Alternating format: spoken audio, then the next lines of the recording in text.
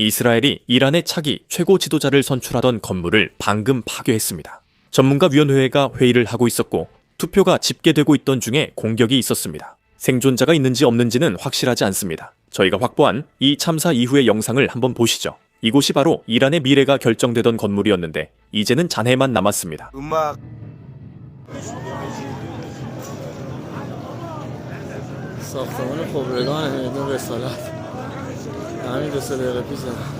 이스라엘이 정권 교체에 모든 것을 걸고 있다는 뜻입니다. 단순히 현 지도부를 제거하는 것이 아니라 그들을 대체할 수 있는 누구도 막으려는 것입니다. 아마도 이스라엘은 누가 선택되고 있는지에 대한 정보를 가지고 있었거나 아니면 그저 그 과정을 완전히 막고 싶었을 수도 있습니다. 어느 쪽이든 이것은 이스라엘 정보기관이 얼마나 깊이 관여하고 있는지를 보여줍니다. 이제 곧 CIA와 모사드가 하메네이를 그가 사살되기 전 그를 어떻게 추적했는지 세부 사항을 살펴보겠습니다. 일부 새로운 정보는 정말 충격적입니다. 하지만 그 전에 전문가위원회가 무엇인지 먼저 설명드리겠습니다. 이것을 이해하면 이번 공격의 의미가 더욱 커집니다. 이란의 최고 지도자는 이 전문가위원회에서 선출됩니다. 이 위원회는 8년마다 국민 투표로 선출되는 성직자들의 모임입니다. 하지만 여기에는 함정이 있습니다. 모든 사람이 출마할 수 있는 것은 아니며 현 최고 지도자가 승인한 후보자만 투표용지에 오를 수 있습니다. 하메네이가 위원회 모든 인원을 승인했고 그들이 출마해 이란 국민이 투표했습니다. 승자는 하메네이 후계자를 선택할 권한을 얻었습니다. 이 과정은 1989년에 한 번만 시험된 적이 있습니다. 그때는 이슬람 공화국의 창시자인 호메이니가 사망했을 때였습니다. 그때 그 위원회는 처음 48시간 안에 하메네이를 새로운 최고 지도자로 선출했습니다. 그들은 신속하게 움직였고 과정도 순조로웠으며 제가 알기로 문제는 없었습니다. 그때는 평화로운 시기였고 호메이니는 자연사했습니다. 지금처럼 이란 내부에 혼란이 있었던 적은 없습니다. 이번에는 다릅니다. 하메네이가 공습으로 숨졌고 40명의 고위 관리도 함께 사망했습니다. 전체 지도부 구조가 혼란에 빠졌고 IRGC는 이를 이용하려 하고 있습니다. IRGC가 자신들의 후보를 최고 지도자로 세우려고 압박하고 있다는 보도들이 있었습니다. 그들은 다음 정권에서 군이 최대한의 권력을 갖도록 하길 원하기 때문입니다.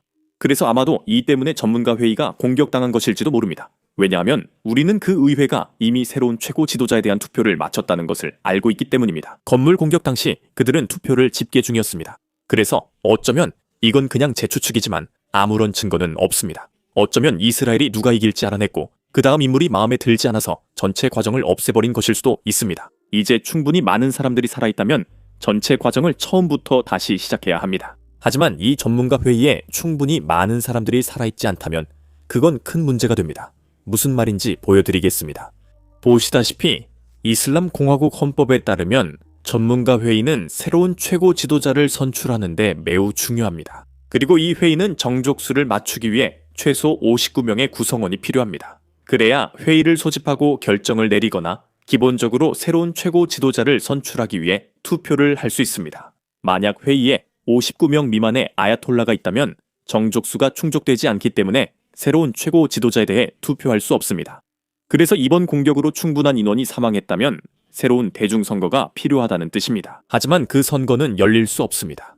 모든 구성원이 최고 지도자의 심사를 받아야 하는데 그는 더 이상 살아있지 않기 때문입니다. 그래서 이것이 일종의 헌법적 위기를 만들긴 하지만 전쟁 시기에는 특히 이슬람 공화국에서 큰 문제가 되지는 않을 것이라고 생각합니다. 분명히 그들은 헌법을 우회할 방법을 찾아낼 겁니다. 이제 우리가 알리 하메네이에 대해 이야기하고 있으니 CIA와 모사드가 실제로 그를 추적하기 위해 어떻게 협력하는지 보여드리겠습니다. 새로운 세부 사항들은 정말 충격적입니다.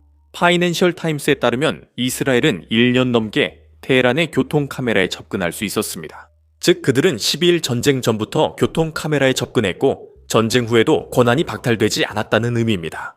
정말 충격적이네요. 그런데 그뿐만 아니라 한 대의 카메라는 특히 가치가 있었습니다. 이 카메라는 하메네이의 거주지 근처에서 고위 관리들의 경호원들이 어디에 차를 주차하는지 보여줬습니다. 즉 고위 관리가 하메네이를 방문할 때마다 그들의 경호원들이 항상 같은 구역에 차를 주차했다는 뜻입니다. 그리고 이것은 이스라엘이 그 구역에 어떤 고위 관리가 있는지 항상 알 수 있다는 뜻이었습니다.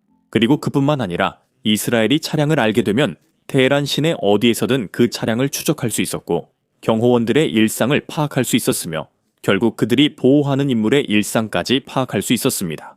정보 분야에서는 이것을 생활 패턴 구축이라고 부르는데 누군가를 제거하려고 할 때 그 사람이 어디에 있을지 파악하는 데 매우 유용합니다. 이것은 매우 충격적이며 이스라엘이 1년 넘게 접근 권한을 가졌는데 이슬람 정권이 이를 전혀 몰랐다는 것이 믿기 어렵습니다. 하지만 이것은 이스라엘이 공격을 계획하는 데 사용한 수백 개의 데이터 포인트 중 하나에 불과하다는 점을 지적하는 것이 중요합니다. 하지만 한 가지 문제가 있었습니다. 이스라엘인들은 12일 전쟁에서 전투가 시작되면 하메네이가 테헤란 곳곳에 있는 여러 벙커 중 한 곳으로 사라진다는 것을 알고 있었습니다. 그리고 이 벙커들은 이스라엘이 가진 폭탄으로는 사실상 뚫을 수 없는 곳이었습니다. 즉, 하메네이가 지하로 들어가면 그를 건드릴 수 없다는 뜻이었습니다. 초기 공격 타이밍이 중요했습니다. 전쟁 시작을 하메네이가 알기 전에 그를 잡아야 했습니다. 그리고 그를 제거할 수 있는 지상에서 잡아야 했습니다. 자, 이제 이스라엘 군사 교리에 대해 이야기해야 할 때입니다. 이 교리에 따르면 공격이 실행되기 전에 두 명의 서로 다른 요원으로부터 목표물이 실제로 공격이 이루어질 위치에 있다는 확인을 받아야 합니다. 그러나 이스라엘은 하메네이가 금요일 아침 회의 참석을 확인한 정보원이 한 명뿐이었고 공격 실행엔 두 번째 정보원이 필요했습니다. 여기서 CIA가 등장합니다. CIA도 오랫동안 하메네이를 추적해왔습니다. 게다가 CIA는 이스라엘이 갖고 있지 않은 무언가를 가지고 있었습니다. 이란 현지 인적 정보원이 하메네이의 오늘 아침 위치를 확인해줬습니다. 그 다음엔 무슨 일이 있었을까요? CIA가 이 확인 정보를 입수했고 이스라엘 측에 전달했습니다. 그리고 작전이 시작됐습니다. 참고로 말씀드리자면 이 정보원이 얼마나 고위급이었는지는 정확히 알지 못합니다. 왜냐하면 이스라엘이 이슬람 정권의 아주 고위층까지 침투할 수 있었다는 사실은 우리가 알고 있기 때문입니다. 그리고 이 정보원이 현재 미국과 전쟁을 벌이고 있는 정권 내에서 아주 고위급 인물일 가능성도 있습니다. 어쨌든 그건 우리가 신경 쓸 일이 아니고 이슬람 공화국은 지금 정보원을 찾고 있을 겁니다. 이제 본론으로 돌아가겠습니다. 정보가 확인되자 모든 것이 매우 빠르게 진행됐습니다. 오전 9시 30분 회의 2시간 전에 이스라엘 전투기들이 이스라엘에서 이륙했습니다. 이란 관리들이 단지에 도착하자 이스라엘은 교통 카메라로 경호 차량들을 확인할 수 있었습니다. 이때 이스라엘은 또 다른 안전장치로 단지 내 모든 휴대전화를 방해 전파로 막았습니다. 즉, 전화를 걸면 휴대전화가 통화 중으로 표시됐습니다. 어떤 전화도 연결될 수 없었고 이는 경호원들이 전투기가 이란 영공에 진입했다는 경고를 미리 받을 방법이 없었다는 뜻입니다. 즉, 회의 중이던 고위 관계자들을 벙커로 대피시킬 이유가 없었고 회의가 시작됐습니다. 이스라엘은 회의가 시작된 지 대략 10분 후에 도착해서 그 단지에 정밀 유도 폭탄을 거의 30발이나 투하했습니다. 이 폭탄들은 그 어떤 변수도 허용하지 않았습니다. 하메네이와 아들 이란 고위 관리 수십 명이 그 공습으로 사망했습니다. 그 이후로 공습은 사실상 멈추지 않았습니다. 이스라엘은 체계적으로 정권의 지도부 구조를 제거해왔습니다. 그 내용을 살펴보기 전에 아래 구독과 좋아요 버튼을 눌러주시면 감사하겠습니다. 알고리즘에 정말 큰 도움이 됩니다. 특히 유튜브가 싫어하는 전쟁 같은 주제를 다룰 때는요, 유튜브가 이런 내용을 좋아하지 않거든요. 이제 이스라엘이 이 정보를 공개했으니 암살된 모든 사람들에 대해 살펴보겠습니다. 이스라엘 국방군 IDF-2 테러 행위 작전에서 사살한 사람들을 확인한 공식 게시물입니다.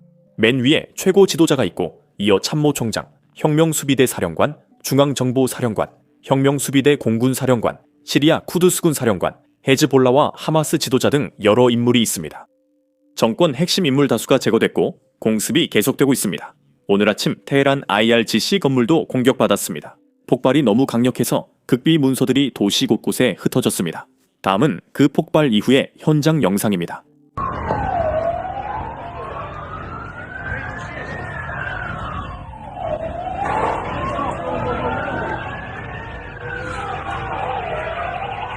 그리고 오늘 아침에는 이란 국방부도 공격을 받았습니다. 그 영상입니다.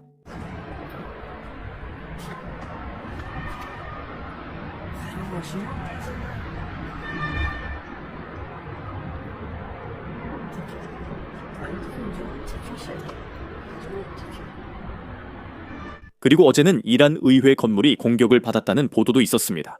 이 보도는 실제로 이란 국영 언론에서 나온 것입니다. 이러한 공격들은 한 가지 사실을 말해줍니다.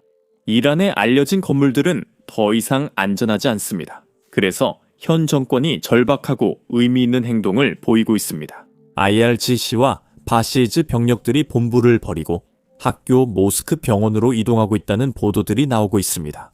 왜일까요? 방금 말씀드린 것처럼 알려진 모든 군사시설이 공격을 받고 있기 때문입니다. 그래서 그들은 민간인 뒤에 숨고 있는 것이죠. 그리고 우리는 이것을 영상으로 확인할 수 있습니다. 오늘 아침에도 이란 외교부 대변인이 기자회견을 열었습니다.